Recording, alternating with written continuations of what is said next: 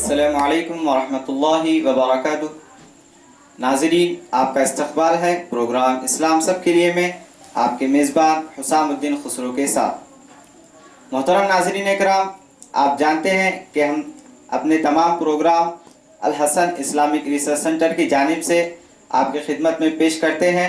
ہر مرتبہ ہم الگ عنوان لے کر آپ کی خدمت میں حاضر ہوتے ہیں، اور آج کا ہمارا عنوان ہے معراج النبی صلی اللہ تعالیٰ علیہ وسلم۔ آج ہی کی وہ رات ہے جس میں مکہ مکرمہ میں ایک واقعہ رونما ہوا تھا، جسے لوگ شب معراج کے نام سے جانتے ہیں۔ اسی ٹاپک پر ہم گفتگو کرنے کے لیے آج ہمارے اسٹوڈیو میں مدعو کیا ہے مولانا سید حسینی پیرا صاحب۔ السلام علیکم مولانا، ہم آپ کا اپنے پروگرام میں تہہ دل سے استقبال کرتے ہیں۔ وعلیکم السلام ورحمۃ اللہ وبرکاتہ، جزاک اللہ۔ اور آج کے ہمارے دوسرے مہمان ہیں حافظ مولانا محمد اویس صاحب قادری۔ السلام علیکم مولانا، ہم آپ کا بھی تہہ دل سے استقبال کرتے ہیں۔ وعلیکم السلام ورحمۃ اللہ، شکریہ، جزاک اللہ۔ ناظرین اکرام، اسی طرح آج ہم نے ایک نعت خواں کو بھی مدعو کیا ہے، میری مراد سید کاشف پاشا صاحب قادری۔ جناب، ہم آپ کا بھی اپنے پروگرام میں استقبال کرتے ہیں۔ شکریہ، جزاک اللہ۔ اب آئیے ناظرین، ہمارے اس پروگرام کا آغاز ہم نعت شریف سے کریں، جس کے لیے میں عزیزم سید کاشف پاشا صاحب قادری سے التماس کرتا ہوں کہ وہ اس پروگرام کا آغاز نعت شریف سے کریں۔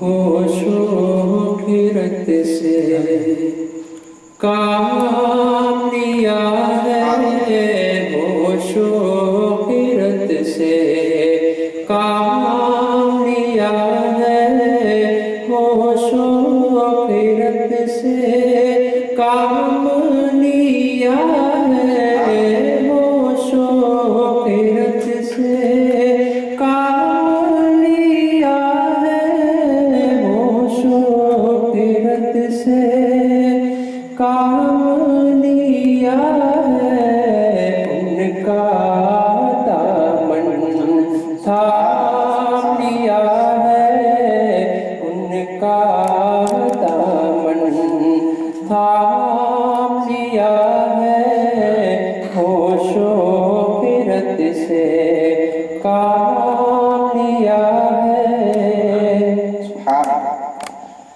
لوگوں درود پاک پڑھو تم، لوگوں درود پاک پڑھو تم، لوگوں درود پاک پڑھو تم، میں نے ان کا نام لیا ہے، میں نے ان کا نام لیا ہے، ان کا دامن تھام لیا ہے۔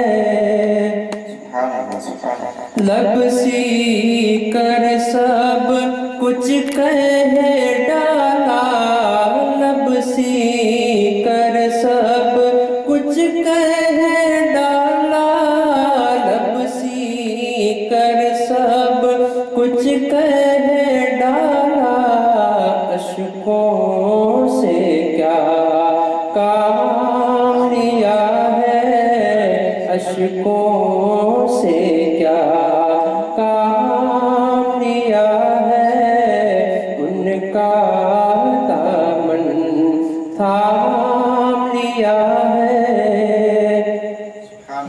شہر نبی جا کر میں نے، شہر نبی جا کر میں نے، شہر نبی جا کر میں نے، رب سے ہر عام لیا ہے، رب سے ہر عام لیا ہے، ان کا دامن تھام لیا ہے۔ تحفے حرم عشق کی چادر تحفے حرم اور عشق کی چادر تحفے حرم اور عشق کی چادر کیا اچھا ہے رام لیا ہے کیا اچھا ہے رام لیا ہے ان کا دامن تھام لیا ہے ہم نے سبھی محمد کہہ کر ہم نے سبھی محمد کہہ کر ہم نے سبھی محمد کہہ کر اکثر دل کو تھام دیا ہے اکثر دل کو تھام لیا ہے ان کا دامن تھام لیا ہے ان کا دامن تھام لیا ہے ماشاءاللہ ناظرین، ابھی آپ بہترین انداز میں سید کاشف بادشاہ خادری صاحب سے کافی بہترین انداز میں نعت شریف سماعت کر رہے تھے۔ اب آئیے آج کے ہمارے پروگرام کا پہلا سوال میں مولانا حافظ محمد اویس صاحب سے کروں گا کہ مولانا واقع معراج کا پس منظر کس طرح تھا اور اس وقت کا ماحول کس طرح تھا، کچھ ہمارے ناظرین کے سامنے پیش کریں۔ بسم اللہ الرحمن الرحیم۔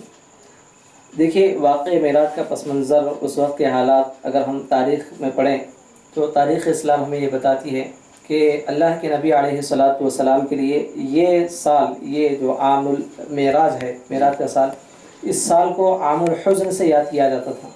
یعنی یہ غم کا سال تھا۔ اللہ کے رسول علیہ السلام کو بہت سارے غموں نے گھیر لیا تھا۔ ایک غم تو اس بات کا تھا کہ اللہ کے نبی علیہ السلام کے نہایت ہی مخلص چچا جان جناب ابو طالب کا وصال اس سال میں ہو چکا تھا، جو کہ اللہ کے نبی علیہ السلام کی ہر موڑ پر اعانت فرماتے تھے، آپ کی جو ہے آپ کا دفاع فرماتے۔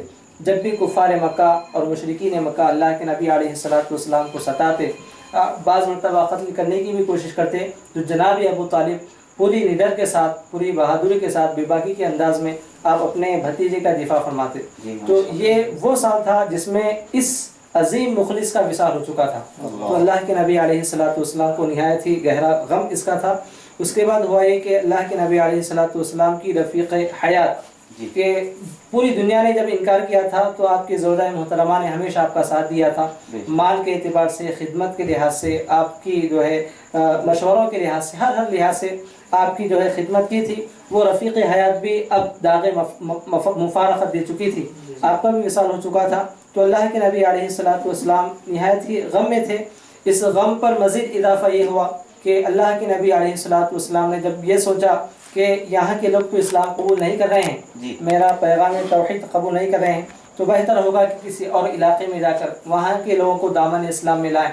اس ارادے سے اللہ کے نبی علیہ السلام طائف کے مقام کو جاتے ہیں، مقام طائف کو جا کر وہاں کے لوگوں کو دعوت توحید دیتے ہیں۔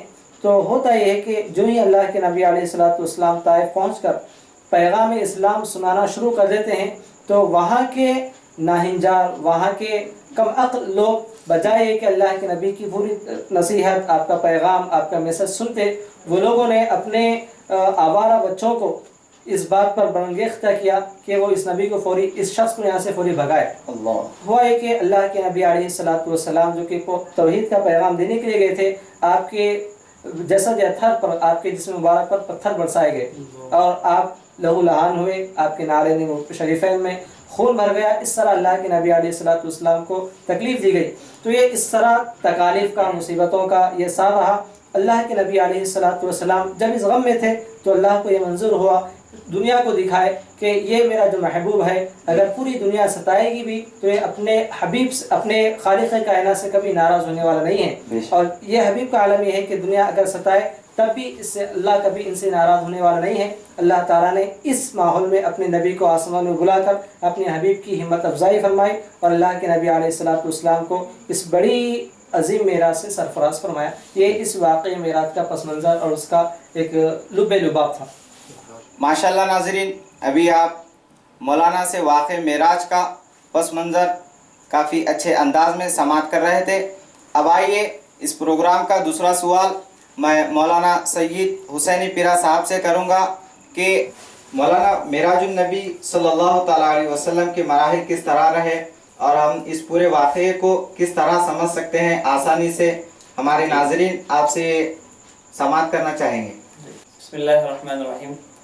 ये वाक़े मेराज जो है ये काफ़ी तवील वाक़या है जी।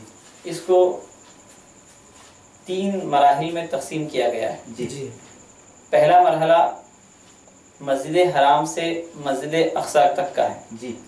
इन मराहिल में जो बातें पेश आई, जो वाक़यात रूनुमा हुए, उसका भी मुफस्सल तज़किरा हदीस तारीख़ी किताबों में मौजूद है। जी। ये पहला मरहला मस्जिद हराम से मस्जिद अक़सा तक का है। फिर उसके बाद दूसरे मरहले में मस्जिद अक़सा से 7वें आसमान की जो सैर हुज़ूर पाक सल्लल्लाहु अलैहि वसल्लम ने फरमाई, उसमें जन्नत दोज़ख का मुशाहिदा फरमाया, सिदरतुल मुंतहा तक का जो सफ़र है इसको दूसरे मरहले में शामिल किया गया। जी। फिर तीसरे मरहले में जो ख़ाबा खौसैन की जो आपने सैर फरमाई, अल्लाह रब्बुल इज़्ज़त के दीदार से आप मुशर्रफ हुए, ये तीसरे मरहले पर इसको तकसीम किया गया। जी। अगर जुज़ी पूरा हम इजमाली तौर पे अगर वाक़े मेराज को बयान करना चाहें तो इसके 3 मराहिल जैसा कि मैंने पेश फरमाए, ये तीनों मरहलों पर इतना वसी वाक़या शामिल है। माशाल्लाह नाज़रीन, अभी आप मौलाना से समाअत कर रहे थे कि मेराजुन नबी सल्लल्लाहु ताला अलैहि वसल्लम के मराहिल किस तरह रहे। मौलाना काफ़ी अच्छे अंदाज में, मुख्तसर पर जामे अंदाज में बता रहे थे कि मेराजुन नबी सल्लल्लाहु ताला अलैहि वसल्लम के मराहिल किस तरह रहे। अब आइए मेरा सवाल मौलाना हाफिज़ मोहम्मद ओवैस साहब से ये है कि मौलाना सफ़र मेराज का आगाज़ किस तरह हुआ, नबी करीम सल्लल्लाहु ताला अलैहि वसल्लम कहाँ से आपने सफ़र शुरू किया और कहाँ पर आपका जो सफ़र है ख़त्म हुआ, इस पर कुछ गुफ्तगू फरमाएं। देखिए, वाक़े मेराज का जो आगाज़ हुआ, कुरान मजीद जैसा कि फरमाता है, कुरान कहता है सुब्हानल्लज़ी अस्रा बिअब्दिही लैलन मिनल मस्जिदिल हराम इलल मस्जिदिल अक़सा, कि पाक है वो ज़ात जिसने अपने बंदे को ले गई रात के एक खलील हिस्से में मस्जिद हराम से मस्जिद अक़सा तक। तो कुरान मजीद की इस आयत के मुताबिक मस्जिद हराम से इस वाक़े मेराज का आगाज़ होता है। वाक़े मेराज का आगाज़ तारीख़ की किताबों में और सीरत की किताबों में, फिर अहादीस की किताबों में इस तरह मिलता है कि अल्लाह के नबी अलैहिस्सलातु वस्सलाम हज़रत उम्मे हानी रज़ियल्लाहु तआला अन्हा के मकान पर आराम फरमा रहे थे। हुज़ूर नबी करीम अलैहिस्सलातु वस्सलाम ने रात में देखा कि जिब्रील अमीन छत से अपने अल्लाह के नबी अलैहिस्सलातु वस्सलाम के घर में तशरीफ़ लाते हैं, हाजिर होते हैं। तो ये जो वाक़या है कि अल्लाह के नबी अलैहिस्सलातु वस्सलाम पर जिब्रील अमीन की आमद घर के ऊपर से हो रही है, दरवाजे से नहीं हो रही है। तो आशिकीन फरमाते हैं इस हवाले से कि ये बिला खिलाफ तवक्को और खिलाफ मुआमला, खिलाफ अम्र इस तरह का आना, ये इस बात की तरफ इशारा था कि ये पूरा वाक़या खिलाफ अम्र है। ये पूरा वाक़या इंतहाई अजीब वाक़या है कि जिस तरह दरवाजे से नहीं आए, आमतौर पर जैसा आना है ऊपर से आ रहे हैं, तो ये इस बात की तरफ इशारा था। जैसा कि मुहद्दिस दक्कन सैयदना अब्दुल्ला शाह साहब नक्शबंदी आप भी फरमाते हैं। उसके बाद हुआ है कि अल्लाह के नबी अलैहिस्सलातु वस्सलाम के क़दमान मुबारका के पास आप आकर अपना काफुरी गाल अल्लाह के नबी अलैहिस्सलातु वस्सलाम के आप तलवों को लगाते हैं। हुज़ूर नबी करीम अलैहिस्सलातु वस्सलाम बेदार होते हैं। उसके बाद आप फरमाते हैं कि अल्लाह ताला आपको बुला रहा है, अल्लाह के हुक्म पर आपको चलना है। तो उसके बाद इमाम बुखारी लिखते हैं, हज़रत अनस बिन मालिक रज़ियल्लाहु अन्हु की रिवायत है कि हज़रत अनस बिन मालिक रज़ियल्लाहु तआला अन्हु ने फरमाया कि अल्लाह के नबी अलैहिस्सलातु वस्सलाम को घर से लेकर फरिश्ते जो अल्लाह की जानिब से मुतय्यन थे इस वाक़े के लिए, वो बि'r ज़मज़म के पास आते हैं। तो कुआँ है ज़मज़म का, वहाँ पर आकर अल्लाह के नबी अलैहिस्सलातु वस्सलाम की सीने मुबारका को शक किया जाता है। उसके बाद अंदर से कुछ निकाला जाता है। उसके बाद कहते हैं कि इस क़ल्ब मुबारक को मुनक्का किया गया, मुसफ़ा किया गया। اس کو بیر زمزم سے دھویا گیا، جی۔ مائع زمزم سے، زمزم کے پانی سے. پھر فرماتے ہیں کہ حکمت اور دانش کو اللہ تعالیٰ نے وہاں پر رکھا، فرشتوں کے ذریعے اللہ تعالیٰ نے رکھا. پھر اس کے بعد یہ سفر جو ہوا اللہ کے نبی علیہ الصلوۃ والسلام کا، اس کے لیے ایک نہایت ہی بہترین سواری کا انتظام بھی کیا گیا، وہ تھا براق. وہ نورانی براق تھا. امام حضرت انس بن مالک فرماتے ہیں کہ وہ گوشت یعنی گدھا جس کو کہتے ہیں، اس سے تھوڑا بڑا اور خچر سے تھوڑا چھوٹا، اس طرح اس کا حجم تھا، اس کا سائز تھا. یہ اللہ کے نبی علیہ الصلوۃ والسلام کی بارگاہ میں لایا گیا. اللہ کے نبی علیہ الصلوۃ والسلام اس پر تشریف فرما ہو کر آپ پہنچے مسجد اقصیٰ کو. مسجد اقصیٰ کو جب پہنچے تو اللہ کے نبی فرماتے ہیں میں نے دیکھا کہ حضرت موسیٰ علیہ السلام کانا یصلی فی قبری، اپنے قبر میں نماز ادا فرما رہے تھے. تو اس کے بعد اللہ کے نبی علیہ الصلوۃ والسلام مسجد اقصیٰ پہنچے. وہاں پہنچنے کے بعد آپ نے اسی حلقے سے، اسی کونڈی سے آپ نے اپنی سواری کو باندھا جس پر تمام انبیاء کرام اپنی سواریوں کو باندھا کرتے تھے. تو فرماتے ہیں عاشقان رسول کہ اس کونڈی کی بھی خواہش تھی، جیسا کہ مسجد اقصیٰ کی خود خواہش تھی کہ اس مقام پر اللہ کے نبی علیہ الصلوۃ والسلام کی آمد ہو، اور اس کی خواہش تھی کہ تمام انبیاء کرام کی سواری یہاں پر جو ہے باندھی گئی ہے، تو مجھ پر اللہ کے نبی علیہ الصلوۃ والسلام کی سواری بھی باندھی جائے. تو وہیں پر اللہ کے نبی علیہ الصلوۃ والسلام باندھے، اس کی آرزو بھی پوری فرمائے. اس کے بعد تمام انبیاء کرام کی وہاں پر آمد ہوئی. تو یہ دیکھیے بالکل احادیث کی مستند کتابوں سے واقع ملتا ہے. انبیاء کرام کی حیات پر اس پر واضح دلیل ہے کہ حضرت موسیٰ علیہ السلام قبر میں نماز ادا فرما رہے تھے. یہ مسلم شریف کی حدیث ہے. اللہ کے نبی فرماتے ہیں کہ رأیتہ عند الکتیب الاحمر، ایک لال ٹیلے کے پاس میں نے دیکھا، ایک ٹیلا تھا. تو یہاں پر ایک بات قابل غور ہے. علامہ اسماعیل حقی رحمۃ اللہ تعالیٰ علیہ تفسیر روح البیان فرماتے ہیں کہ جو لفظ استعمال فرمایا اللہ کے نبی نے وہ ہے قائما یصلی. میں نے دیکھا کہ وہ یصلی، وہ نماز پڑھ رہے تھے. تو فرماتے ہیں یصلی صرف نماز میں نہیں آتا، اس کا مطلب درود پڑھنا بھی آتا ہے. تو فرماتے ہیں کہ ممکن ہے اللہ کے نبی علیہ الصلوۃ والسلام پر درود پڑھ رہے ہوں، اس لیے کہ واقعی معراج ہے، اللہ کے نبی تشریف لے جا رہے ہیں، تمام انبیاء کرام آ رہے ہیں، اقتداء کرنا ہے.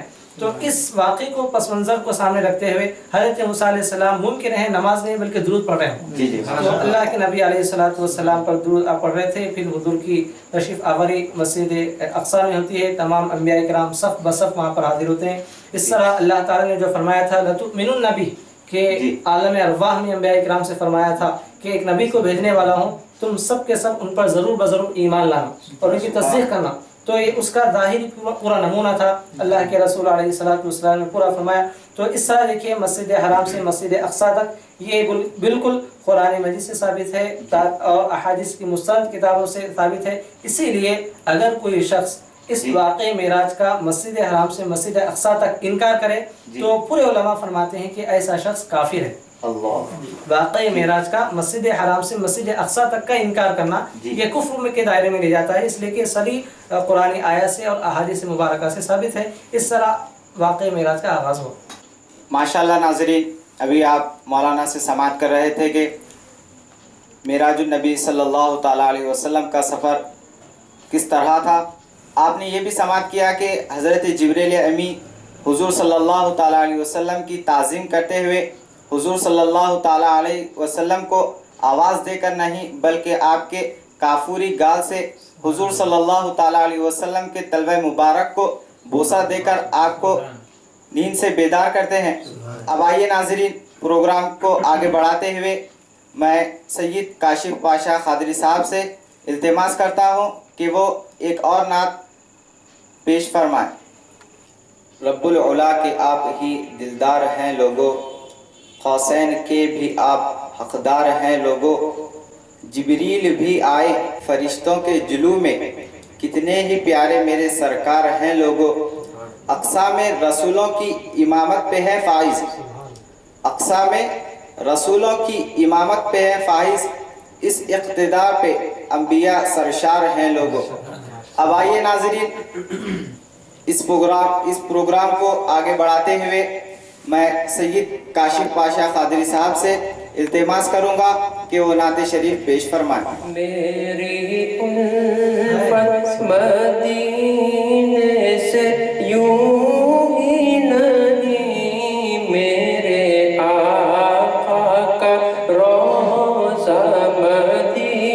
میں ہے میری الفت مدینے سے یوں ہی نہیں میرے آقا کا روضہ مدینے میں ہے میں مدینے کی جانب نہ کیسے کھینچوں میں مدینے کی جانب نہ کیسے کھینچوں میرا دین اور دنیا مدینے میں ہے میرا دین اور دنیا مدینے میں ہے سبحان اللہ عرش اعظم سے جس کی بڑی شان ہے روضہ مصطفیٰ جس کی پہچان ہے روضہ مصطفیٰ جس کی پہچان ہے جس کا ہم پلہ کوئی محلہ نہیں جس کا ہم پلہ کوئی محلہ نہیں ایک ایسا محلہ مدینے میں ہے ایک ایسا محلہ مدینے میں ہے سبحان اللہ پھر مجھے موت کا کوئی خطرہ نہ ہو موت کیا زندگی کی بھی پرواہ نہ ہو موت کیا زندگی کی بھی پرواہ نہ ہو کاش سرکار ایک بار مجھ سے کہیں کاش سرکار ایک بار سب سے کہیں کاش سرکار ایک بار مجھ سے کہیں اب تیرا مرنا جینا مدینے میں ہے میری الفت مدینے سے یوں ہی نہیں میرے آقا کا روضہ مدینے میں ہے سبحان اللہ سرور دو جہاں سے دعا ہے میری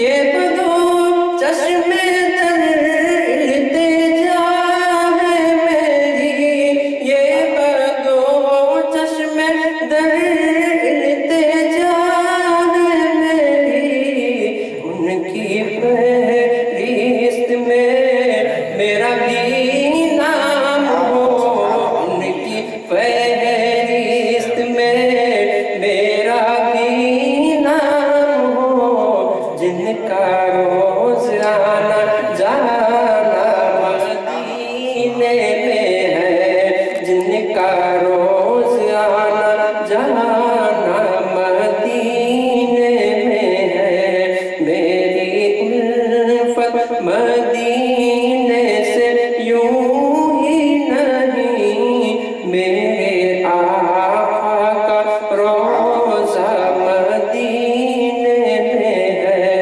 میں مدینے کی جانب نہ کیسے کھینچوں میرا دین اور دنیا مدینے میں ہے سبحان اللہ سبحان اللہ ماشاءاللہ ناظرین ابھی آپ بہترین انداز میں سید کاشف پاشا قادری سے کافی بہترین انداز میں نعت رسول صلی اللہ تعالیٰ علیہ وسلم سماعت کر رہے تھے. اب آئیے اس پروگرام میں ایک وقفے کا ٹائم ہوا ہے. انشاءاللہ ہم وقفے کے بعد پھر حاضر خدمت ہوں گے.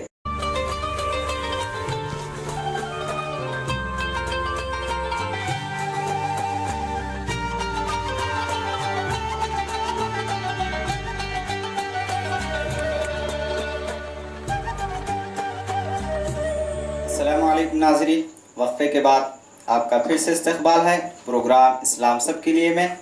अब आइए, मेरा सवाल मौलाना सैयद हुसैन पिरा साहब से ये रहेगा कि मौलाना, वाक़े मेराज निहायत ही कलील अरसे में रौनुमा हुआ। जी मैं मौलाना आपसे ये सवाल करूँगा कि इस हवाले से फरमाया जाता है कि एक लम्हे में आप जी जो मेराज सफ़र हुआ एक लम्हे का हुआ, तो इस ताल्लुक़ से हमारे नाज़रीन के गोशे गुजार कुछ फरमाइए। जैसा कि आपने सवाल किया कि इतना तवील वाक़या मुख्तसर से वक्त में कैसे तय हुआ। जी यकीनन जब हम वाक़या मेराज को जी इसकी पूरी तफसील पढ़ते हैं या सुनते हैं तो ताज्जुब होता है कि हुजूर पाक सल्लल्लाहु अलैहि वसल्लम ने मस्जिद हराम से मस्जिद अक्सा तक का सफ़र किया, जी फिर उसके बाद सातवां आसमान का सफ़र किया, कई एक अंबिया कलाम से मुलाकात हुई, जन्नत दोज़ख का मुशाहिदा फरमाया, सिदरतुल मुंतहा गए, अल्लाह रब्बुल इज़्ज़त के दीदार से मुशर्रफ हुए, और जब वापस तशरीफ़ लाए तो लम्हा भी न गुजरा था। जी तो इतना तवील वाक़या इतने मुख्तसर से वक्त में कैसे हुआ, जी इसको समझने के लिए सबसे पहले ये अर्ज़ कर दूं कि अल्लाह रब्बुल इज़्ज़त ने जब कुरान मजीद में इस वाक़े का तज़किरा फरमाया तो इस वाक़े की निस्बत अपनी ज़ात की तरफ फरमाया, माशाअल्लाह, और लफ्ज़ भी ऐसा बेहतरीन इस्तेमाल फरमाया। फरमाया सुबहानल्लज़ी असरा, पाक है वो ज़ात जिसने सैर कराई। माशाअल्लाह, यानी ये वक्त की क़ैद में रहना जी ये एक नक्स है। जी अल्लाह रब्बुल इज़्ज़त ने अपनी ज़ात की पाकी बयान फरमाई। जी ये जो वाक़या मेराज हो रही है ये ऐसी ज़ात करवा रही है जो हर ऐब से पाक है, बेशक, माशाअल्लाह, वो किसी चीज़ की मोहताज नहीं। इसीलिए अल्लाह ने इसकी वाक़ये की निस्बत अपनी ज़ात की तरफ करके ये इशारा दिया कि ये वाक़या तुम्हारे समझने वाला नहीं है, बेशक, बस इतना समझ लो कि मैं इस वाक़ये को करवाने वाला। जब तुम्हारे पेशे नज़र मेरी ज़ात होगी तो तुम्हें ये वाक़या समझने के लिए दुश्वारी नहीं होगी। क्या बात, क्या फिर उलमाए कराम ने एक लतीफ़ नुक्ता ये बयान किया कि इस आयत का जब आगाज़ किया गया तो लफ्ज़ सीन से किया, सुबहानल्लज़ी असरा, जी और जब आयत का इख्तिताम हुआ तो इन्नहु हुवस समीउल बसीर जी फरमाया गया, और आखिर का जो लफ्ज़ है वो है रा। जी इब्तिदा का जो लफ्ज़ है वो सीन है और आखिर का जो है रा है। जी सीन और रा को मिलाया गया तो अरबी का एक लफ्ज़ सिर बनता है जी जिसके माना है राज के। माशाअल्लाह, तो अल्लाह रब्बुल इज़्ज़त ये बताना चाहते हैं कि जो सारा वाक़या है ये मेरे और मेरे हबीब सल्लल्लाहु अलैहि वसल्लम के दरमियान एक राज है जिसको तुम नहीं समझ सकते। हाँ, बस इतना समझ लो कि ये मेरे और मेरे हबीब के दरमियान एक राज है। हाँ, जब ये हम समझेंगे तो हमें समझने के लिए आसानी होगी कि इतनी अजमत वाली ज़ात जो अगर किसी चीज़ को हो जा कहती है तो वो हो जाती है, तो उसके लिए कोई काम नामुमकिन नहीं है। बेशक, फिर उसके बाद आज साइंस और टेक्नोलॉजी जितनी तरक्की कर रही है जी उस एतबार से भी वाक़या मेराज को अगर हम देखेंगे तो समझना हमारे लिए बिल्कुल आसान हो जाएगा। जी कई साल पहले, एक 20-25 साल पहले अगर किसी शख्स को ये कहा जाता कि एक चीज़ ऐसी आने वाली है जिससे दो दूर मकाम पर बैठकर लोग सामने देखते हुए बात करेंगे, जी तो ये कोई कबूल नहीं करेगा, ये बात नहीं कर सकता था जी और अकल नहीं मानती थी। मगर आज हम देखिए कि मोबाइल सामने हमारे हैं कि एक मुल्क से दूसरे मुल्क को देख सामने आमने सामने देखकर हम बात कर रहे हैं। बेशक, ये तरक्की है और सालों मीलों का फासला लम्हे में तय हो रहा है। बेशक, जब ये मादी चीज इतना तरक्की करती है बेशक, तो रूहानियत तरक्की क्यों नहीं कर सकती? हाँ, बल्कि ये जो मादी आज हमें तरक्की नजर आ रही है ये रूहानियत की बदौलत है। बेशक, उसी को देखकर ये मादी चीजें तरक्की कर रही हैं। बेशक, तो आज की टेक्नोलॉजी की तरक्की को देखकर वाक़या मेराज को समझना हमारे लिए काफी आसान है। बेशक, और एक बात अर्ज करूं कि कुरान और हदीस में अंबिया कराम के वाक़यात को बयान किया गया। जी तो हज़रत सुलेमान अलैहिस्सलाम के एक सहाबी की कुरान में ये फजीलत बताई गई जी कि जब हज़रत सुलेमान अलैहिस्सलाम ने हज़रत बिल्कीस का तख्त अपने दरबार में तलब फरमाया जी तो एक शख्स उठकर कहने लगे جن کا نام مفسرین نے آصف بن برقیہ جو سلیمان علیہ السلام کے صحابی ہیں جی وہ یہ فرماتے ہیں کہ اگر آپ حکم دیں تو میں پلک جھپکنے کی سے کم وقت میں میلوں جو دور پہ جو تخت ہے لمحے بھر میں آپ کی خدمت میں حاضر کروں گا. جی کیا یہ حضرت سلیمان علیہ السلام کے صحابی کا کمال ہے بے شک کہ میلوں 300 سے زائد میل پر حضرت بلقیس کا تخت ہے، پلک جھپکنے پر یہ حاضر کر رہے ہیں. ایک نبی کے صحابی کے کمال کا جب یہ عالم ہے تو امام الانبیاء جب اپنی رفتار سے واقعہ معراج پر گئے ہوں گے تو یہ واقعہ کیسے ممکن نہیں ہو بے شک. یہ اس کو مفسرین اور مورخین فرماتے ہیں کہ یہ زمان اور مکان کو اللہ تبارک و تعالیٰ نے سمیٹ دیا تھا. بے شک اس واقعہ جب یہ واقعہ معراج رونما ہوا تو اللہ رب العزت نے وقت کو حکم دیا کہ تو ٹھہر جا بے شک اور جگہ کو حکم دیا کہ تو سمیٹ جا. تو اسی لیے جب زمان اور مکان کو سمیٹ دیا گیا تو کوئی دوری باقی نہیں. جس طرح وہاں پر حضرت آصف بن برقیہ نے پلک جھپکنے کی دیری تخت کو حاضر کیا، بالکل اسی کو اگر ہم سامنے رکھ کر دیکھیں تو یہ واقعہ معراج بھی اسی طرح رونما ہوا. یہ اس کی تفصیل ہے اور اس کو سمجھنے کے لیے اگر ہم سائنس اور ٹیکنالوجی کے اعتبار سے بھی اور کئی زاویوں سے دیکھا جائے تو آج کے زمانے میں واقعہ معراج کو سمجھنا کوئی بڑی بات نہیں ہے. اسی لیے اللہ نے اپنی ذات کی طرف نسبت کی اور فرمایا کہ یہ میرے اور میرے حبیب کے درمیان ایک راز ہے، بس اتنا تم سمجھ لو. بس اس میں اور بہت سارے جو رموز و اسرار ہیں اللہ تعالیٰ جس کو واقف کرانا چاہے وہ کئی ایسے بزرگان دین گزرے ہیں، صحابہ کرام بھی گزرے ہیں جو اس سارے واقعے کے رموز سے بھی واقف ہیں. بس ہماری عقلیں چونکہ ناقص ہیں، اتنے عظیم واقعے کو سمجھنے سے قاصر ہیں، یہ ہمارے عقلوں میں سمجھ میں نہیں آتی.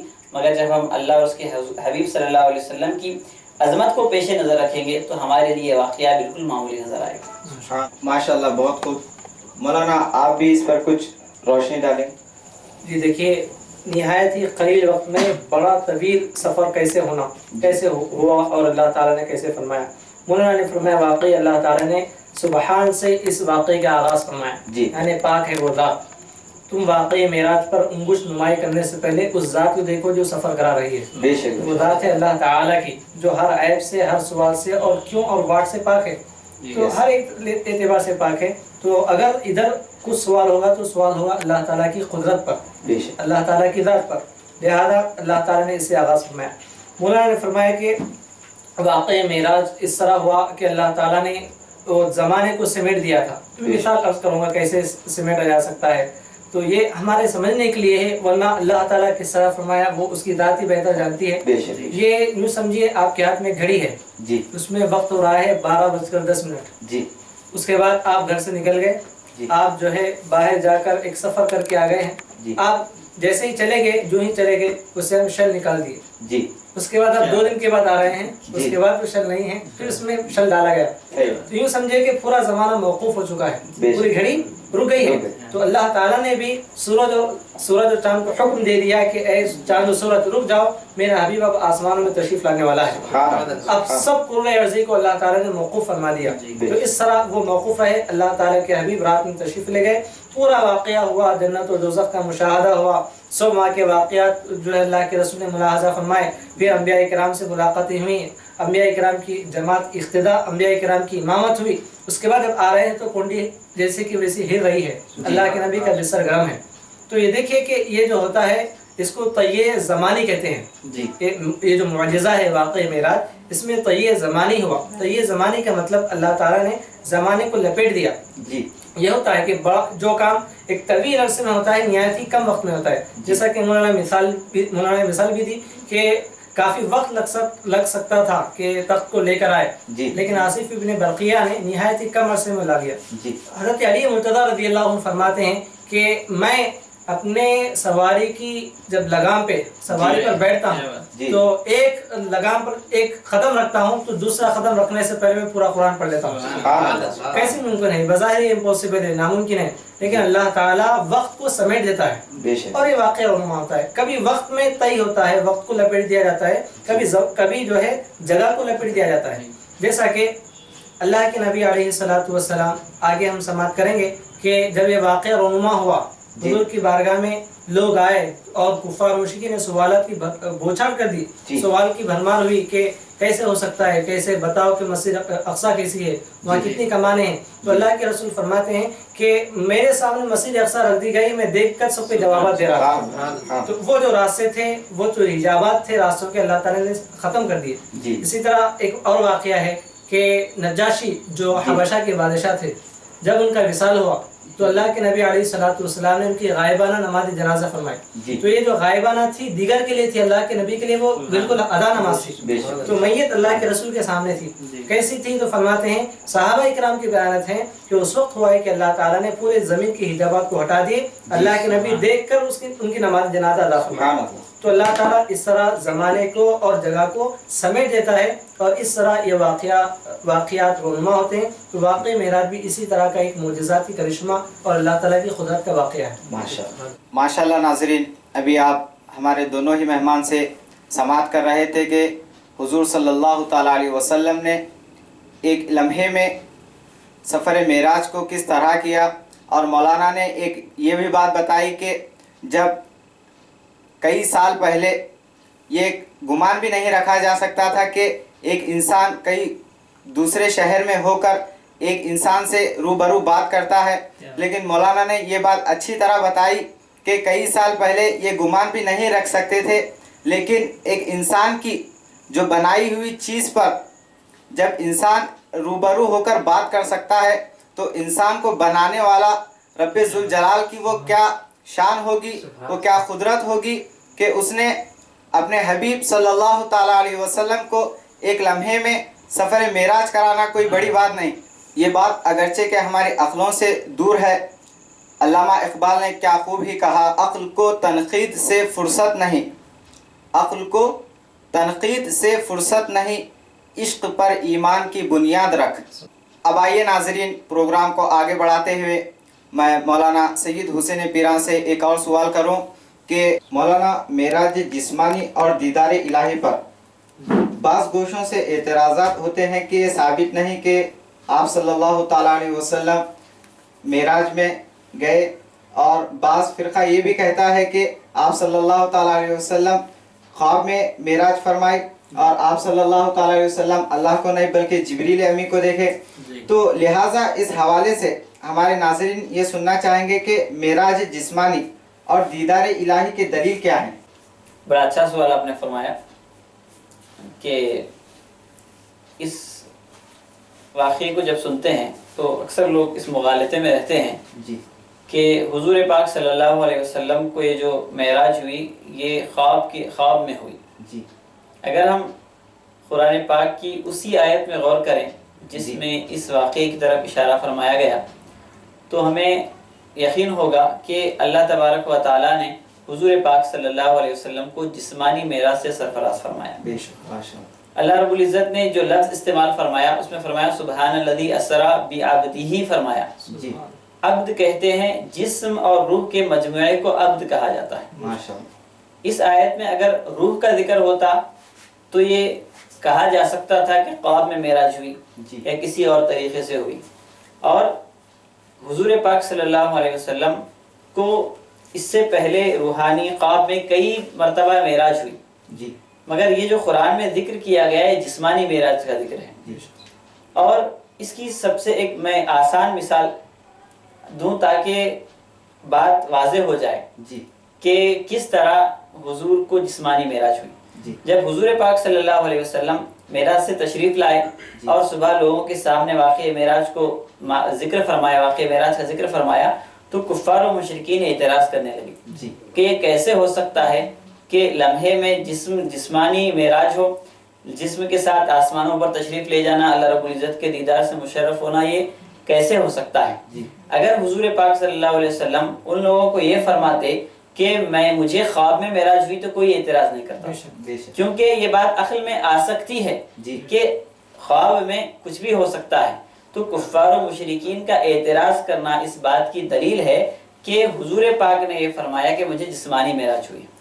اور اگر صرف خواب کی بات ہوتی تو کوئی اعتراض نہیں کرتا. یہ اعتراضات خود اس بات کی دلیل ہیں کہ حضور پاک صلی اللہ علیہ وسلم کو جسمانی معراج ہوئی. اور اس بات سے بھی اندازہ لگایا جا سکتا ہے کہ حضور پاک صلی اللہ تعالیٰ علیہ وسلم کو جب معراج جسمانی ہوئی جی تو آپ کی سواری کے لیے براق کو پیش کیا گیا. جی اگر روحانی طور پہ یا خواب میں معراج ہوتی تو براق کی ضرورت نہیں پڑتی. بے شک تو براق کا حضور کی بارگاہ میں پیش کیا جانا یہ بھی اس کی دلیل ہے کہ آپ صلی اللہ علیہ وسلم کو جسمانی معراج ہوئی. پھر اس کے بعد آپ صلی اللہ علیہ وسلم لامکہ پر تشریف لے گئے اور اللہ رب العزت کے دیدار سے مشرف فرمایا.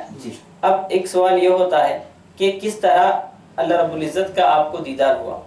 اس کی حقیقت تو صرف اللہ اور اس کے رسول صلی اللہ علیہ وسلم ہی بہتر جانے کہ دیدار کرانے والے نے کس نوعیت سے کس طرح دیدار کرایا اور دیدار سے مشرف ہونے والے نے کس طرح مشرف ہوا. مگر اس کا تذکرہ قرآن مجید میں اللہ رب العزت نے فرمایا لقد رأى من آیات ربہ الکبریٰ کہ حضور پاک صلی اللہ علیہ وسلم نے اللہ تبارک و تعالیٰ کی سب سے بڑی نشانی کا مشاہدہ فرمایا. تو اس سے اسی کی طرف اشارہ ہے کہ حضور پاک صلی اللہ علیہ وسلم نے عالم معراج میں اللہ رب العزت کا ظاہری جسمانی آنکھ سے مشاہدہ فرمایا. ماشاءاللہ بہت خوب. مولانا میں آپ سے بھی اس بات پر وضاحت چاہوں گا کہ معراج جسمانی اور دیدار الہی پر آپ بھی کچھ پیش فرمائیں. جی دیکھیے معراج جسمانی اور دیدار الہی کی جہاں تک بات ہے، اس واقع معراج کو بیان کرنے والی جو جماعت ہے صحابہ اکرام کی، ان میں جو نام آتے ہیں تقریباً 45 صحابہ اکرام نے اس واقعے کو نقل فرمایا. تقریباً 45 صحابہ اکرام اور تابعین کی بڑی جماعت نے اس واقعے کو بیان فرمایا امت تک. تو ان بیان کرنے والوں میں اکثر کی تعداد یہی رہی کہ سبوں نے کہا کہ معراج جسمانی ہوئی ہے اور اللہ کے رسول نے اپنے ماتھے کی آنکھوں سے اللہ کا دیدار فرمایا ہے.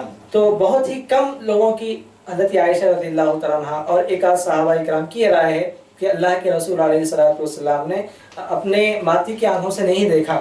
یہ ایک آدھ کی ہے، لیکن جمہور اکثریت اگر ہم میجورٹی دیکھیں گے سب نے یہی کہا کہ اللہ تعالیٰ کے رسول علیہ الصلوۃ والسلام نے اپنے ماتھوں کی آنکھوں سے جو ہے دیدار کیا.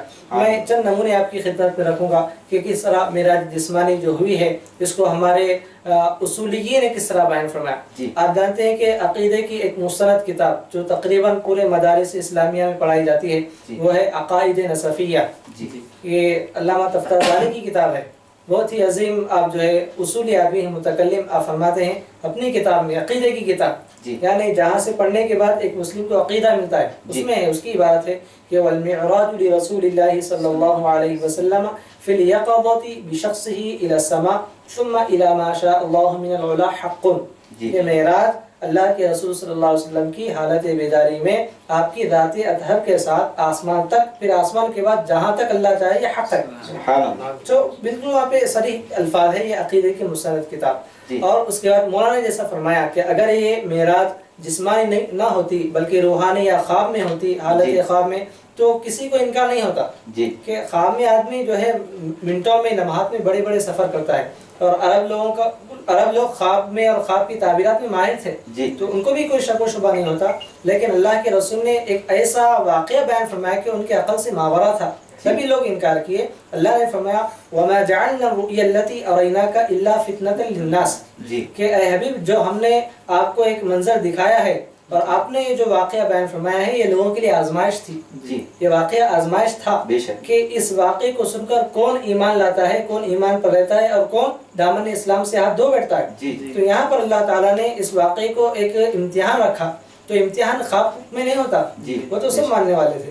تو یوں دیکھیے کہ صحابہ کرام کی بڑی تعداد نے کہا کہ یہ واقعہ جو ہوا ہے یہ معراج جسمانی ہوئی. اور مولانا نے کئی بہترین دلائل بیان فرمائے کہ اس میں براق لائی گئی، اللہ نے لفظ عقد کا استعمال فرمایا، پھر اللہ کے نبی علیہ الصلوۃ والسلام تشریف لائے تو ایک جماعت جو ہے مرتد ہو گئی.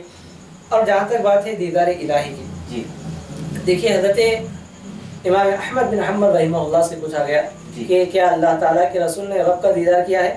تو روایت میں آتا ہے کہ حضرت امام احمد بن حنبل رحمہ اللہ نے فرمایا لقد رآہ حتی انقطع صوتہ. آپ اس طرح کہا کہ ہاں دیکھا ہے، ہاں دیکھا ہے، اتنی مرتبہ کہا کہ آپ کی سانس رک گئی، یعنی واقعی آپ نے دیکھا ہے. حضرت حسن بصری رحمہ اللہ کون ہے؟ حضرت عمر بن خطاب رضی اللہ عنہ کے شاگرد ہیں، حضرت علی مرتضیٰ سے علم لینے والے ہیں. آپ سے پوچھا گیا کہ کیا اللہ کے رسول نے واقعی رب کا دیدار کیا ہے؟ تو آپ کہتے ہیں کہ کانا یحلف باللہ، آپ اللہ کی قسم کھا کے کہتے کہ لقد رآہ، واقعی اللہ کے رسول نے اپنے رب کا دیدار کیا ہے۔ تو یہ بڑی تعداد ہے، سبوں نے کہا کہ اللہ کے رسول نے اللہ کے رسول نے رب کا دیدار کیا۔ بخاری شریف میں بھی ہے کہ ثم دنا للجبار فتدلى، اللہ کے رسول خالق کائنات جبار کے قریب ہوئے اور قریب ہوتے گئے۔ فکان قاب قوسین او ادنی، اتنا قرب کا عالم تھا کہ قاب قوسین، 2 کمان، بلکہ اس سے بھی کم درجے کا فاصلہ تھا۔ تو اس میں اگر ہم اس کو جبریل امین سے منسوب کر دے یا اس کو واقع خواب سے منسوب کر دے تو اس میں اللہ کے رسول کی عظمت ثابت نہیں ہوتی، اور واقع معراج کا عجب پن جو ہوتا ہے وہ کبھی معلوم نہیں ہوتا۔ اور اگر یہ جو آپ نے سوال کیا کہ اللہ کے رسول اللہ کا دیدار نہیں کیے بلکہ جبریل کا کیے، تو یہ اللہ کے رسول کی معراج نہیں، جبریل کی معراج ہو جاتی ہے، اور واقع معراج نبی نے کہتے ہیں اس کو واقع معراج جبریل کہتے ہیں۔ تو اس لیے کہ جبریل امین کو اللہ کے رسول کو دیکھنا، یہ کہاں سے اللہ کے رسول کی عظمت کی بات ہے؟ جبریل تو وہ ہیں جو اللہ کے رسول کے طلبوں کو اپنے گال لگا رہے ہیں، جبریل وہ ہیں جو حضور کی خدمت میں آتے ہیں تو پہلے اجازت طلب کرتے ہیں، یا رسول اندر آنے کی اجازت ہے۔ جبریل امین وہ ہیں کہ جب وحی کا سلسلہ منقطع ہوا تو ضحیٰ کی آپ جو ہے سورت آپ سماعت کرتے ہیں، تو جب سلسلہ منقطع ہوا تو آپ بےتاب ہو گئے کہ اللہ کا حکم ہے جانا نہیں ہے۔ اب جبریل امین جو ہے بڑے اشتیاق میں کہ اللہ کے رسول کا دیدار کریں، تو علامہ عمدۃ القاری میں علامہ عینی فرماتے ہیں کہ جب ایک زمانے کے بعد آپ وضحیٰ لے کر حاضر ہوئے اللہ کے رسول کے بارگاہ میں، جب لوگوں نے تعین کیا تھا کہ آپ پر وحی نہیں آ رہی ہے، آپ کا رب آپ سے ناراض ہوا ہے، تو حضرت جبریل امین وضحیٰ لے کر آئے، سورہ وضحیٰ، اور کہا ما ودعک ربک وما قلی، اے حبیب آپ کے رب نے آپ کو نہیں چھوڑا۔ جب یہ وحی لے کر آئے تو بہت ہی دلچسپ بات ہے، اللہ کے رسول نے حضرت جبریل سے کہا اے جبریل کہ کنت اشتاق الیک، میں تمہارا مشتاق تھا، تمہیں دیکھنا چاہ رہا تھا۔ تو جبریل امین کہتے ہیں کہ انی کنت اشد شوقا الیک، یا رسول اللہ میں نہایت ہی بےتابی سے آپ کی ملاقات کا، آپ کو دیکھنے کا منتظر تھا، مجھے اشتیاق ہو رہا تھا۔ تو اس طرح جبریل امین فخر کرتے ہیں اللہ کے رسول کی صحبت پر، آپ کی خدمت میں آنے پر۔ تو اگر ہم یہ کہیں کہ اللہ تعالیٰ کو نہیں بلکہ جبریل امین کو آپ نے دیکھا ہے تو یہ تو واقع یہ معراج جبریل ہوتی، تو یہ معراج رسول ہے، اس کا مطلب ہے کہ آپ نے اللہ کا دیدار کیا۔ تو یہ کہنا عقل کے بھی خلاف ہے، واقعی کے بھی خلاف ہے، تاریخ اسلام کے بھی خلاف ہے۔ تو یہ کہنا یوں سمجھے کہ اللہ کے رسول کی عظمت کو ایک پہلو سے گھٹانا ہے۔ تو اللہ تعالیٰ ہمیں اس طرح کے سوالات سے، ایسے شکوک و شبہات سے بچائے۔ تو یہ سمجھے یہ معراج جسمانی ہوئی اور اللہ تعالیٰ کے رسول نے اپنے ماتی کی آنکھوں سے اللہ تعالیٰ کا دیدار کیا۔ ماشاءاللہ ناظرین، ابھی آپ دونوں ہی مہمان سے کافی بہترین انداز میں سماعت کر رہے تھے کہ حضور صلی اللہ تعالیٰ علیہ وسلم نے اللہ رب العزت کا کس طرح دیدار کیا، اور جو بعض گوشوں سے یہ بات آتی ہے کہ حضور صلی اللہ تعالیٰ علیہ وسلم نے اللہ کا نہیں بلکہ جبریل امی کا معراج کی، تو مولانا نے یہ بات اچھی بتائی کہ حضرت جبریل علیہ السلام بھی حضور صلی اللہ تعالیٰ علیہ وسلم کے دیدار کے لیے بےتاب رہتے۔ مولانا نے والضحیٰ کی جو سورت نازل کے وقت بتایا، تو ہمیں یہ سمجھنا چاہیے کہ اللہ رب العزت نے حضور صلی اللہ تعالیٰ علیہ وسلم کو معراج کرائی، اور یہ بات جاننی چاہیے کہ حضور صلی اللہ تعالیٰ علیہ وسلم حضرت جبریل کی نہیں بلکہ اللہ رب العزت کی معراج کے لیے گئے تھے۔ اب آئیے نعت شریف کے لیے میں سید کاشف پاشا خادری صاحب سے التماس کروں گا کہ وہ نعت شریف پیش فرمائیں، اور اسی کے ساتھ ہم ایک وقفے پر چلتے ہیں۔ عرش فرش پر آقا آپ کے اجالے ہیں، عرش فرش پر آقا آپ کے اجالے ہیں، عرش فرش پر آقا آپ کے اجالے ہیں، میرے جیسے لاکھوں ہی، میرے جیسے لاکھوں ہی آپ نے سنبھالے ہیں، میرے جیسے لاکھوں ہی محمد میرے جیسے لاکھوں ہی آپ نے سنبھالے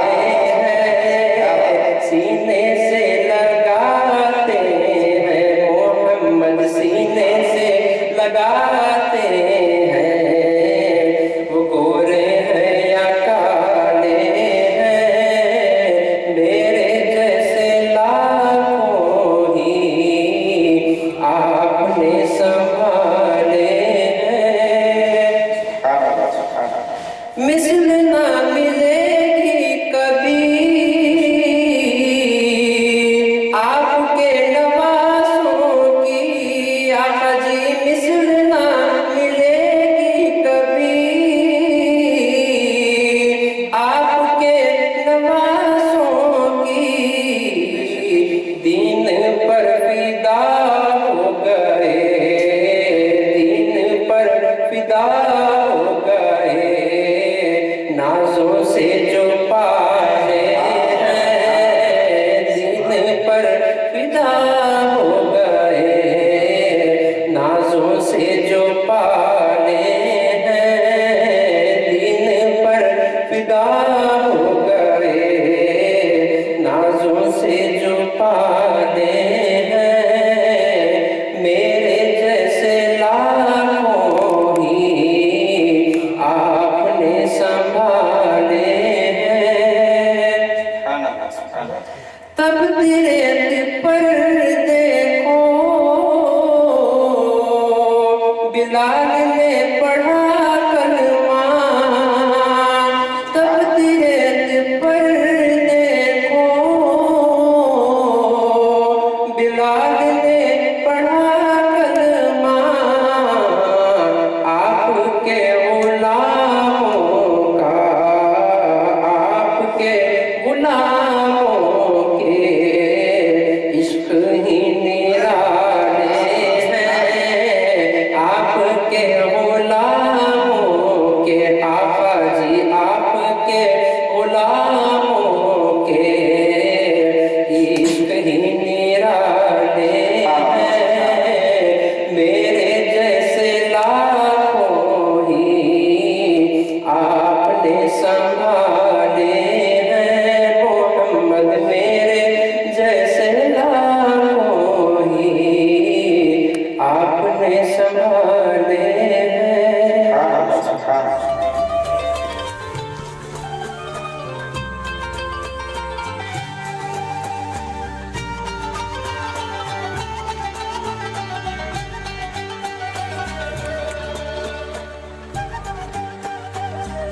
ناظرین، بریک کے بعد آپ کا پھر سے استقبال ہے پروگرام اسلام سب کے لیے میں۔ آپ بریک سے پہلے سید کاشف پاشا قادری سے کافی بہترین انداز میں نعت شریف سماعت کر رہے تھے۔ اب آئیے میں مولانا حسینی پیرا صاحب سے سوال یہ کروں گا کہ آج جیسے محافل ہوتے ہیں شب معراج کے موقع پر، اسی طرح صحابہ اور اسلاف کی زندگی میں صحابہ اکرام اور اسلاف بھی یہ نورانی محافل سجاتے تھے یا آپ اس کا تذکرہ کرتے تھے؟ جی دیکھیے کہ صحابہ کرام رضوان اللہ تعالیٰ علیہ مجمعین کی اگر ہم حیات مبارکہ ان کی سیرتوں کو پڑھیں گے جی تو ہمیں ملتا ہے کہ ان کی پوری زندگی جی صبح شام حضور پاک صلی اللہ علیہ وسلم کے تذکرے میں گزرتی، سبحان اللہ، چاہے وہ سفر میں ہو یا حضر میں۔ جی اگر وہ سفر میں بھی ہوتے تو صحابہ کرام میں آپس میں جو شاعر ہوتا جی اس سے یہ درخواست کرتے کہ ہمیں وہ اشعار سناؤ جن میں حضور پاک صلی اللہ علیہ وسلم کی تعریف بیان کی گئی، سبحان اللہ، اور ایک دوسرے سے آپس میں ملتے تو یہ تبادلہ کرتے کہ آج تم نے حضور سے کون سی بات تم نے نہیں سنی ہے، مجھ کو بھی بیان کرو۔ اور بعض صحابہ کرام کا معمول تھا کہ باری مقرر کیا کرتے تھے کہ ایک دن میں حضور پاک صلی اللہ علیہ وسلم کی صحبت بابرکت میں بیٹھوں گا اور آپ سے جو باتیں سنیں دوسرے دن میں تم کو سناؤں گا، اور دوسرے دن تم کام چھوڑ کر ایک دن حضور پاک کے پاس بیٹھ کر احادیث سننا، اور دوسرے دن میں کام پر چلا جاؤں گا۔ ایک دن تم کام پر جانا اور میں حضور کے پاس بیٹھوں گا، اور ایک دن میں حضور کے پاس بیٹھوں گا، تم کام پر جانا۔ اس طرح باری بانٹ لیا کرتے تھے، اور اس کے بعد جو باتیں حضور سے سنتے وہ آپس میں ایک دوسرے سے بیان کیا کرتے تھے۔ تو یہ ایک دو صحابہ نے بلکہ کئی صحابہ کا یہ طریقہ رہا۔ ان کی زندگی میں حضور پاک صلی اللہ علیہ وسلم کی محبت، آپ کے تذکرے بہت سارے ملتے ہیں، اور خصوصاً واقعہ معراج کی جہاں تک سوال ہے، جیسا کہ مجھ سے پیشتر مولانا اویس صاحب سے آپ نے بیان فرمایا کہ واقعہ معراج کی جو حدیث بیان کی گئی اس کو 45 صحابہ کرام نے روایت فرمایا ہے کہ ان تمام صحابہ کی ایک کثیر جماعت کا یہ بیان کرنا یہ اور اہتمام کرنا یہ ہمارے لیے نمونہ ہے۔ بے شک اور یہ اور بات ہے آج ہمارے طریقے کچھ الگ الگ ہیں جی مگر تذکرہ تو وہاں بھی صحابہ کرام حضور کا کیا کرتے تھے، ہم بھی حضور کے فضائل و مناقب بیان کیا کرتے ہیں۔ اور خصوصاً جب شب معراج کی رات آتی ہے تو ہمارے یہاں ایک ماحول ہے، ایک بہترین ماحول ہے کہ رات میں مساجد میں محافل منعقد کی جاتی ہیں اور ان میں معراج کے واقعات کو تفصیلاً بیان کیا جاتا ہے۔ اس پر یہ بھی اعتراض ہوتا ہے کہ کیا کبھی اس طرح کی محفلیں سجی، کیا اس طرح راتوں کو مخصوص کر کے عبادتوں کا اہتمام ہوا؟ تو میں عرض کرنا یہ چاہوں گا کہ ہمیں ہماری دن اور رات کا ہم پہلے جائزہ لیں کہ ہمارے دن مصروفیات میں لگے رہتے ہیں، دنیاوی کاموں میں لگے رہتے ہیں اور راتیں غفلت میں بیت جاتی ہیں، مگر صحابہ کرام کی مقدس پاکیزہ سیرتوں کو آپ دیکھیں کہ ان کی زندگیاں ہماری طرح غفلت میں نہیں گزرتی تھی، ان کی صبح و شام اللہ اور اس کے رسول کی یاد سے معمور رہتی تھی، تو ان کو کسی ایک رات کو خاص کرنے کی ضرورت ہی نہ تھی۔ آج ہماری سارے دن اور رات غفلت میں بیت رہے ہیں تو ہمیں یہ ضروری ہے کہ کم از کم کوئی ایک رات خاص کر کے اگر ہم اللہ کا ذکر کریں گے، اس کے حبیب کے تذکرے کریں گے تو یہ عین ممکن ہے کہ اللہ تعالیٰ کم از کم اس رات کی صدقے میں ہماری مغفرت فرما دے۔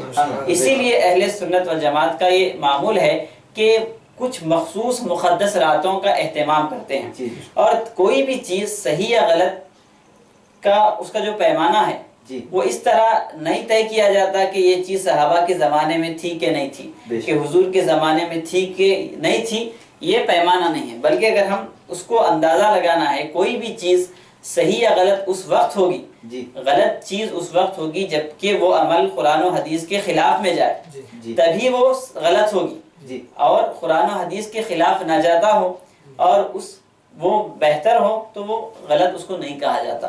تو اس اعتبار سے بھی اگر ہم یہ ہماری شب معراج کا جاگنا ہے، یہ اور بات ہے، میں ایک بات کی وضاحت کرنا چاہوں گا کہ آج ہمارا یہ بھی ماحول بن گیا ہے کہ نوجوان بچے راتوں کا نام لے کر ہوٹلوں پہ نظر آتے ہیں اور کئی ایک مختلف انداز میں رات بتا کر یہ سمجھتے ہیں کہ ہم بہت بڑا کام کر رہے ہیں، جاگنے کی رات ہے، پوری رات جاگ رہے ہیں۔ جاگنا اہمیت نہیں ہے بلکہ کس طرح جاگا جا رہا ہے یہ بات اہمیت رکھتی ہے، اور اس طرح آج جو ہمارے نوجوان روڈوں پر حرکتیں کرتے ہیں اس سے بہتر تو یہ ہے کہ وہ رات بھر سو کر گزاریں، کم از کم وہ گناہ سے تو بچیں گے۔ آج جاگنی کا رات نام لے کر اور زیادہ گناہ کرنا یہ غلط کام ہے، اس کو ہم پیش نظر رکھتے ہوئے اپنی اصلاح کرنے کی کوشش کریں، اور جو مساجد میں حضور پاک صلی اللہ علیہ وسلم کے عظمت اور راخ معراج کو جو بیان کیا جاتا ہے، یقیناً یہ کام صحابہ کرام کی سیرتوں سے مناسبت رکھتا ہے۔ جس طرح صحابہ کرام آج ہم تو جیسا کہ میں نے وضاحت فرما دی کہ ہم کبھی کبھی اس طرح کی محفل منعقد کرتے ہیں، صحابہ کرام کی صبح شام اسی میں بیت جاتی تھی، تو اسی لیے ہمیں ضروری ہے کہ ہم ایسی محافل منعقد کریں تاکہ کم از کم اس بہانے سے ہماری مغفرت کا سامان بھی ہو جائے اور اس بہانے سے ہمیں احادیث کو سماعت کرنے کا موقع بھی ملے۔ ماشاءاللہ مولانا، آپ اس پر کچھ وضاحت فرمائیں گے کہ بعض احباب کہتے ہیں کہ سننے سے کیا ہوتا ہے، عمل کرنے سے کچھ فائدہ ملے گا، تو ہم یہ چاہیں گے کہ اور ہمارے ناظرین یہ چاہیں گے کہ سننے سے ہمیں کیا فائدہ ہوتا ہے، آپ یہ ہمارے ناظرین کے سامنے پیش فرمائیں۔ جی دیکھیے، تذکرہ معراج پر گفتگو ہوئی کہ اس کا اہتمام صحابہ کرام کس طرح کرتے، اور آج ہم صرف تذکرہ کر رہے ہیں، عمل نہیں ہے، لہٰذا تو اس میں دیکھیے دو باتیں ہیں کہ دونوں طرف جو ہے افراط و تفرید ہوتی ہے۔ ایک جانب ہوتا ہے کہ صرف ان تذکروں میں جا کر عمل چھوڑ رہے ہیں، یہ بھی ایک طرح کا افراط ہے، غلو ہے۔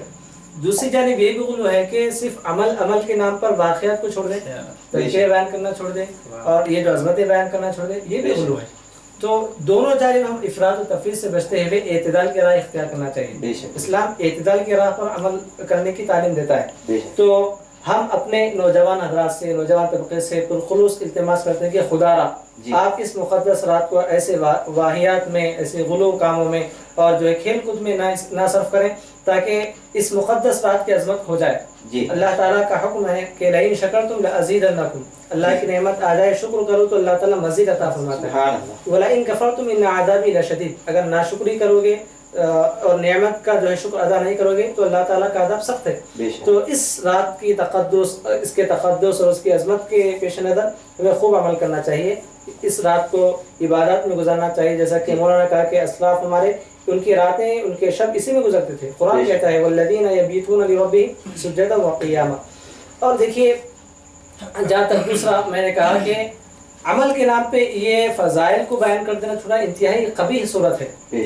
واقعی عمل، اللہ کے رسول علیہ الصلوۃ والسلام نے عمل کی دعوت دی. اللہ کے رسول فرماتے ہیں کہ اگر کوئی شخص، اگر فلاں خاتون بھی، اللہ کے رسول اپنے دختر کی طرف اشارہ کرتے ہوئے فرماتے ہیں نام لے کر، وہ بھی چوری کریں گی تو میں جو ہے اس کو نہیں بچاؤں گا. مطلب کیا ہے؟ اللہ کے رسول نے عمل کی ایسی دعوت دی. تو ایک مسلمان کو اس طرح عمل کرنا چاہیے. لیکن اللہ کے رسول علیہ الصلوۃ والسلام کا یہ بھی ایک جو ہے طریقہ رہا کہ فضائل کو ہم نہ چھوڑیں. اللہ کے رسول نے انبیاء کرام کی فضائل بیان فرمائے، اللہ کے رسول نے صحابہ کرام کی عظمت بیان فرمائے. اللہ کے رسول نے حضرت فاروق سے فرمایا، ایک مرتبہ اللہ کے رسول گھر میں تشریف فرما تھے، حضور نے فرمایا کہ اگر دروازے پر کوئی آئے تو انہیں جنت کی پہلے بشارت دینا پھر دروازہ کھولنا. تو حضرت ابوبکر آئے، حضرت فاروق اعظم آئے، حضرت عثمان غنی آئے.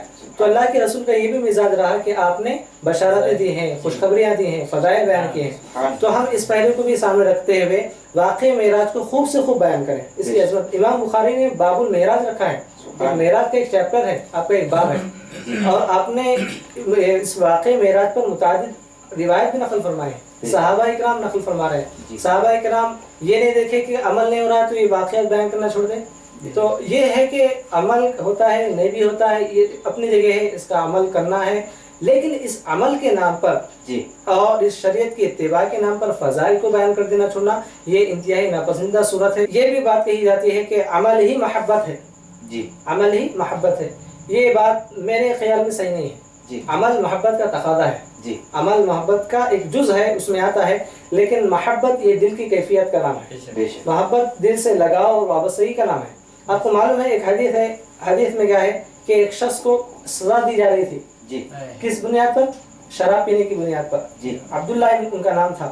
شراب پینے کی بنیاد پر جب سزا دی جا رہی تھی تو بعض حضرات نے ان کے متعلق گویاں شروع کر دی کہ کتنے بار جو ہے شراب پیتے ہیں، کتنی مرتبہ حد مقرر کی جاتی ہے. اللہ کے رسول علیہ الصلوۃ والسلام کی کان پر جب بات آئی، اللہ کے رسول نے سماعت کیا تو اب جلال میں آ گئے. اور آپ نے کیا فرمایا؟ حضور نے فرمایا خاموش، تم اس شخص کے تعلق سے کچھ نہ کہنا، اس لیے کہ وہ اللہ اور اس کے رسول سے محبت کرتا ہے. دیکھیے ایک آدمی نے شراب پیا ہے اور حد مقرر ہو رہی ہے، اللہ کے رسول فرما رہے ہیں وہ اللہ کے رسول سے محبت کرتا ہے.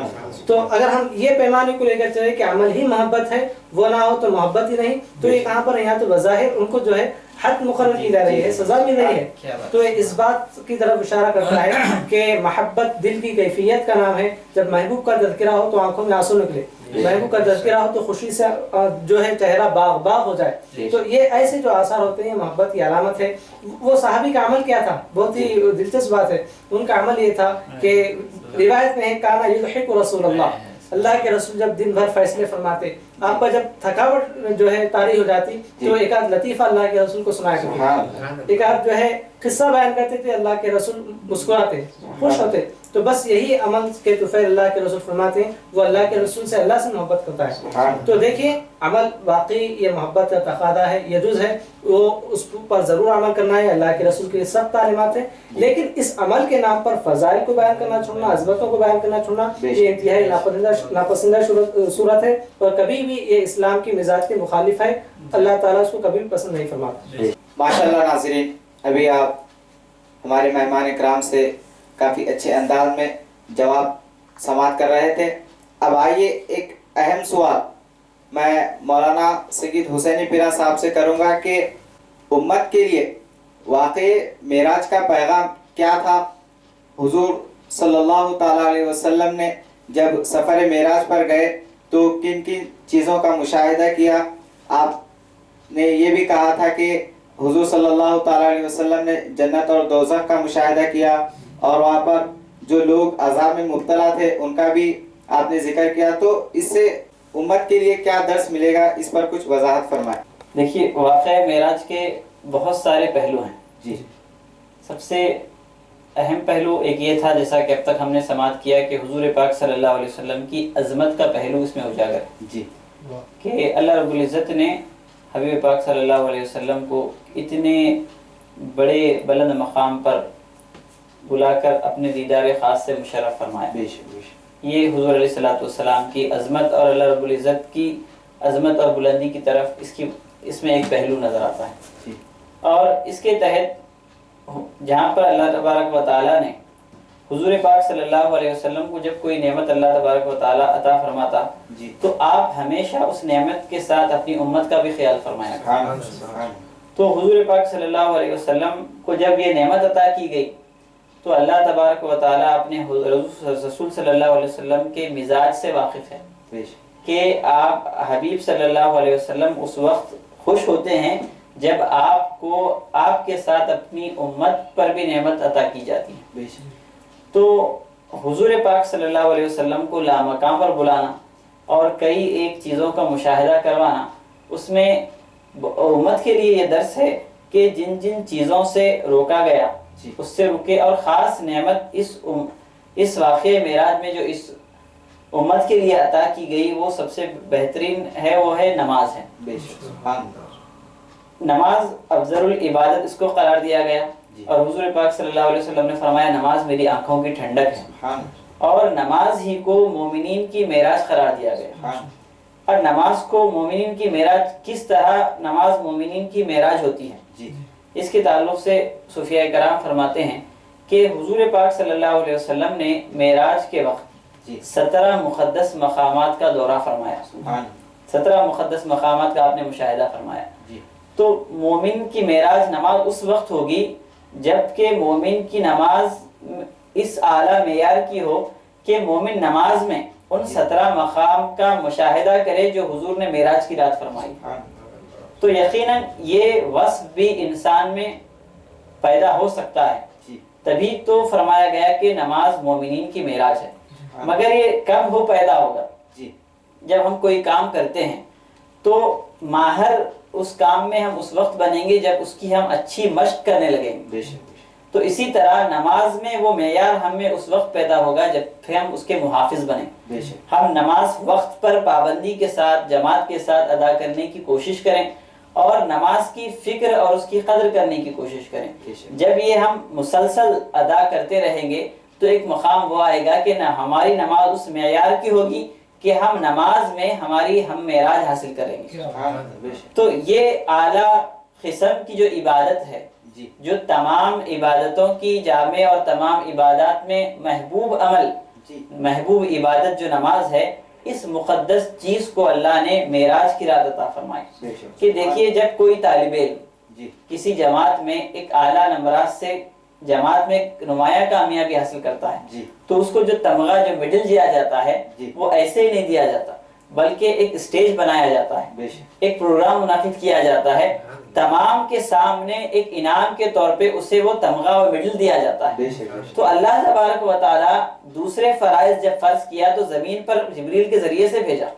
जब नमाज की बात आई तो अल्लाह रब्बुल इज्जत ने एक मुनज़्ज़म माहौल, एक पुररौनक माहौल बनाया और अपने हबीब को लामकाम पर बुलाया, एक नेमत अता फरमाई और हबीब सल्लल्लाहु अलैहि वसल्लम के साथ साथ आपकी उम्मत को तमगे के तौर पर, मेडल के तौर पर नमाज का तोहफा इनायत फरमाया। तो इतनी इसकी अल्लाह रब्बुल इज्जत ने इस इबादत की वजाहत भी, इस इबादत की अजमत भी इस रात बयान फरमाई, ज़ाहिर फरमा दी कि देखो मैं आपकी उम्मत के लिए जो चीज़ दे रहा हूँ वो कोई मामूली नहीं है, ये बहुत अजमत वाली चीज़ है।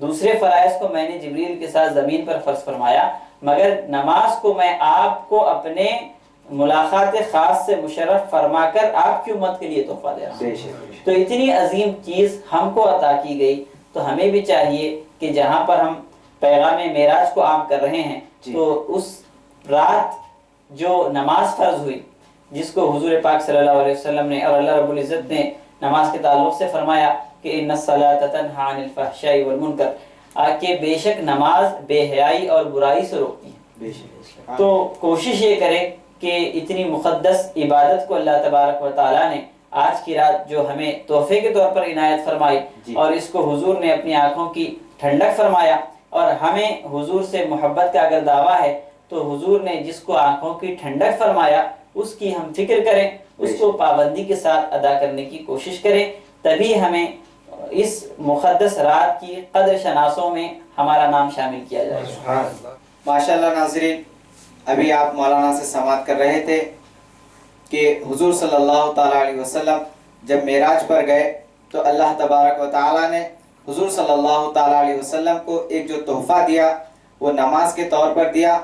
तो हमें ये चाहिए कि हुजूर सल्लल्लाहु ताला अलैहि वसल्लम जब भी अल्लाह तबारक व ताला हुजूर सल्लल्लाहु ताला अलैहि वसल्लम को कुछ इनायत फरमाता तो हुजूर सल्लल्लाहु ताला अलैहि वसल्लम अपनी उम्मत को कभी नहीं भूलते।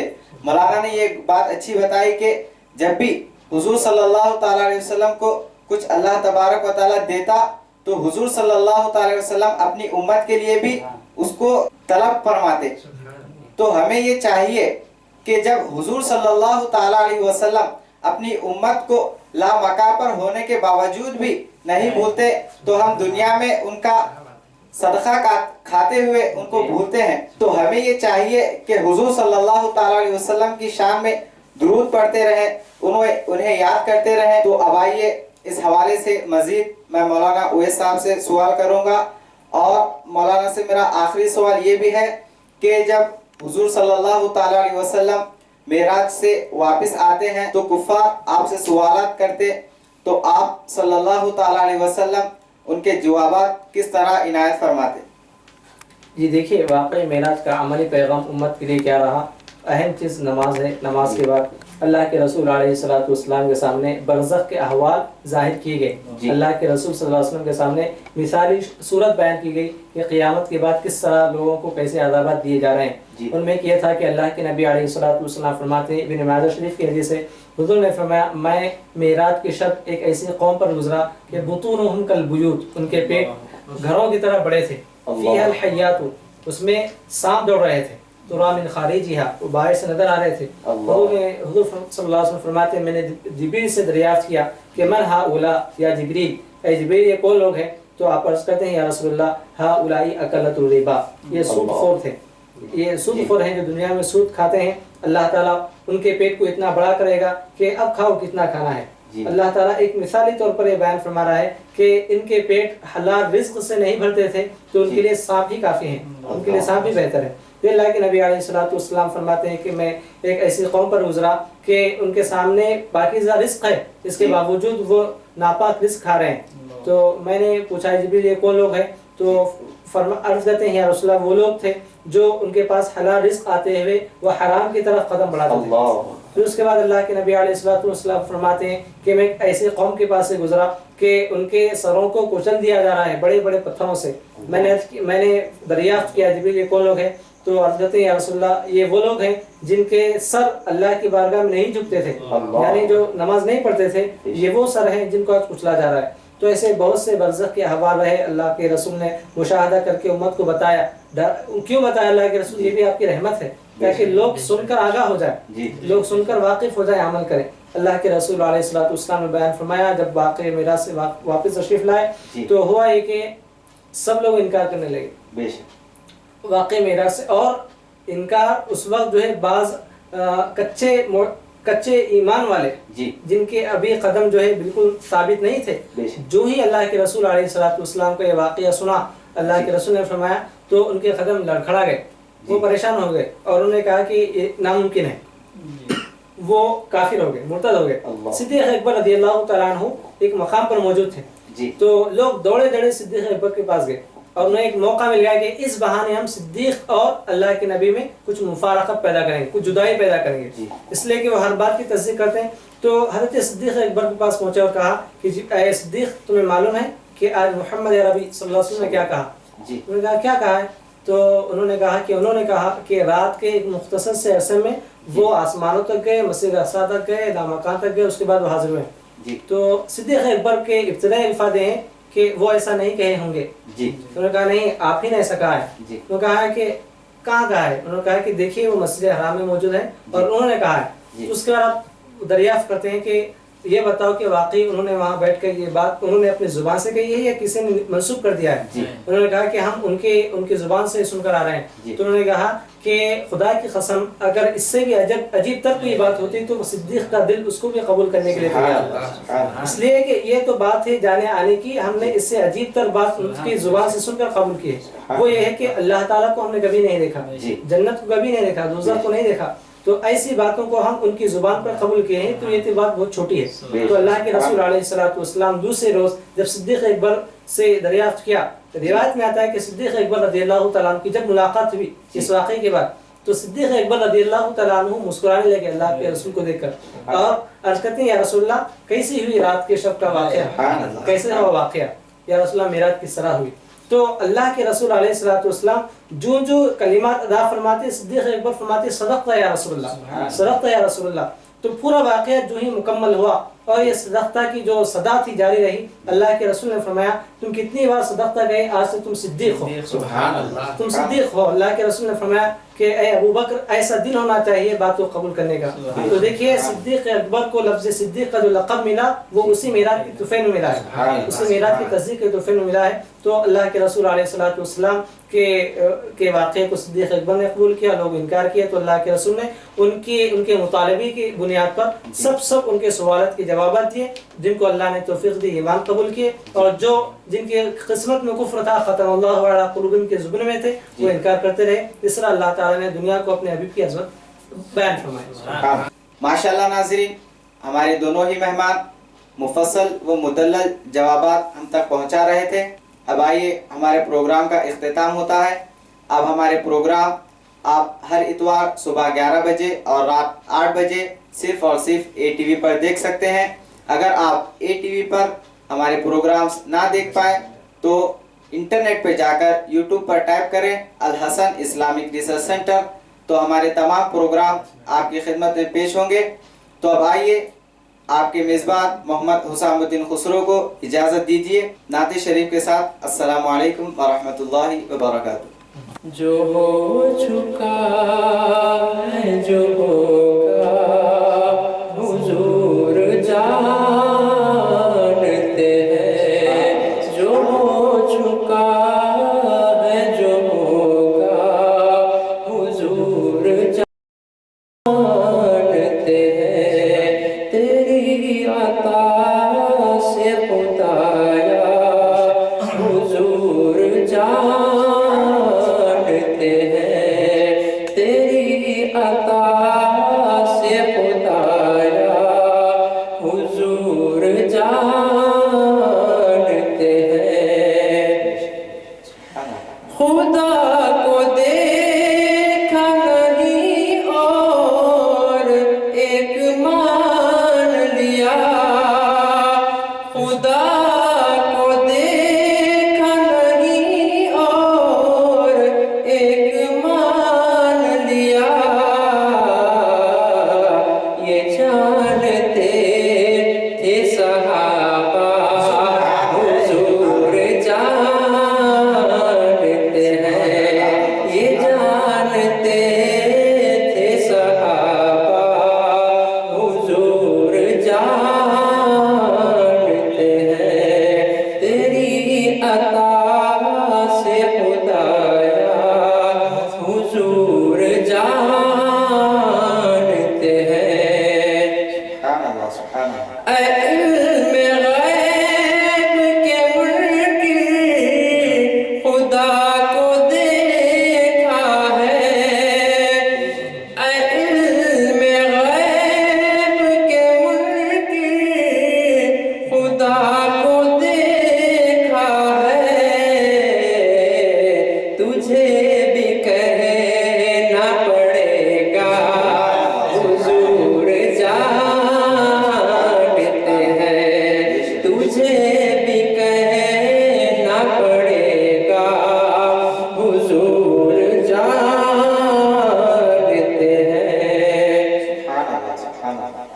ہے ان کے ہاتھ میں کیا کیا تجھے خبر نہ مجھے، ہے ان کے ہاتھ میں کیا کیا